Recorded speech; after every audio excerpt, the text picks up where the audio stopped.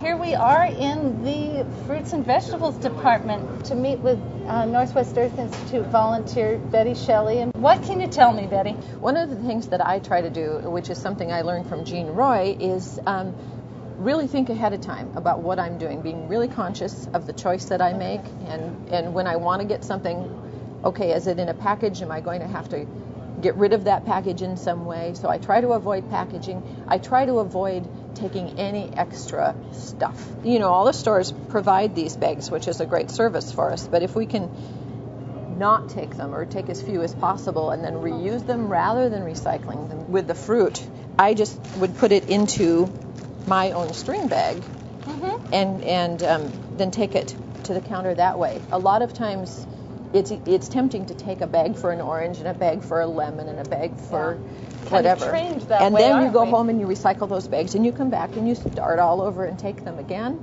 Yeah. There's really no need to do that. Also, you can buy carrots in bags or you can buy carrots loose.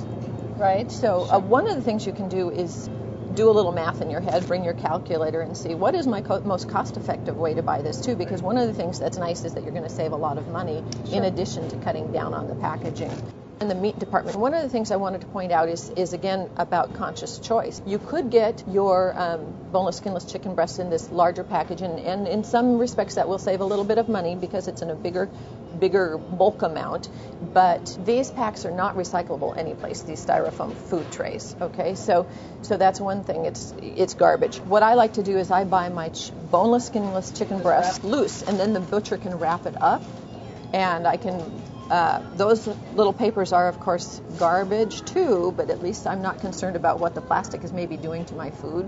One of the things I consider when I'm purchasing the meat is getting as little waste on that as possible too. It's sometimes a little more expensive to get boneless, skinless, but you're paying in weight. You'll pay for the bones and the skin.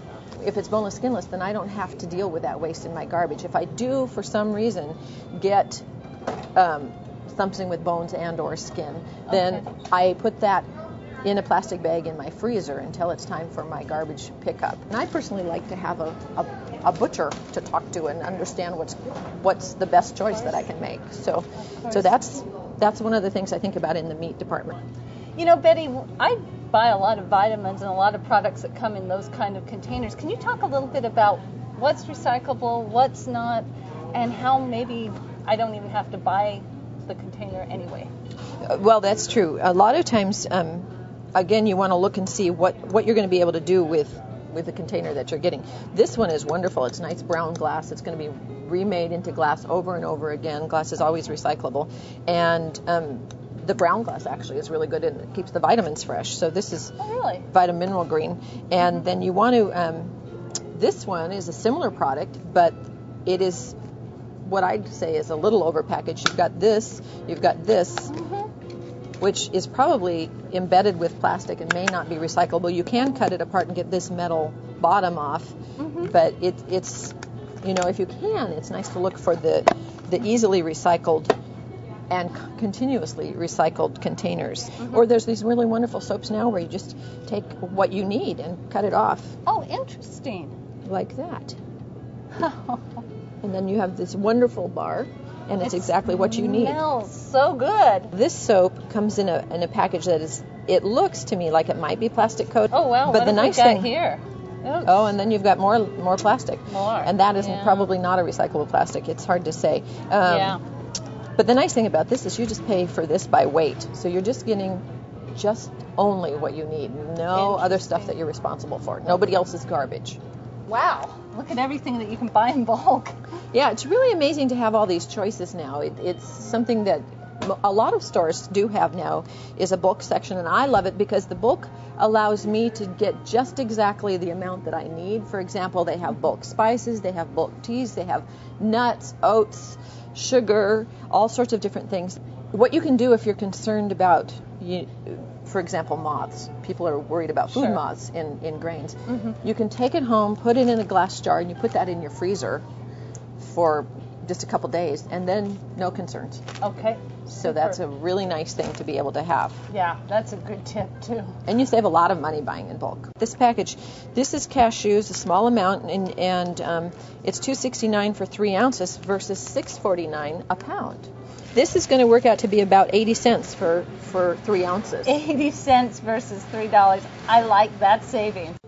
A lot of the stores, if they have bulk sections, then they'll also have like body care products or Castile soaps, or in a lot of stores you can find also bulk detergents, bulk cleaners, bulk spray cleaners. So you can either get their containers, and they know how much these weigh, and so you take them up to the counter, they weigh it. This is by the pound again. Or I bring my own glass container because I prefer glass. Okay. And I just mark on it the tear weight, and then they know how much it is. You go to the counter first, have them weigh it, you mark that on your jar someplace, and then you've got the SKU number for the thing that you're buying, and you fill it up, and then you're avoiding packaging again. Jar. You know, another thing that I always have a lot of questions about are paper products. Can we go take a look at them? What really should I be looking for when I'm buying paper products? Well, I try not to buy paper products. I don't buy napkins. I use cloth napkins because I don't have to throw those away. One thing to keep in mind when you're buying paper is that the soft paper, like paper towels, tissues, napkins, are not recyclable. Even if they're clean, they're not recyclable because the fibers are too short. So they're garbage. Okay. So even if they're absolutely clean, you're not going to be able to put them in your recycling. Okay. So that's one thing to keep in mind. The second thing to keep in mind is, of course, the amount of trees that get used on these throwaway items. Yeah. And like you said, some of these say 100% recycled paper. One thing you can look for on the different packages is you find what the content is for post-consumer versus pre-consumer recycled content. And post-consumer means that it's already been recycled. It's like the curbside recycling being made back into a product. So the higher the post-consumer content, the better, the more resources we're saving.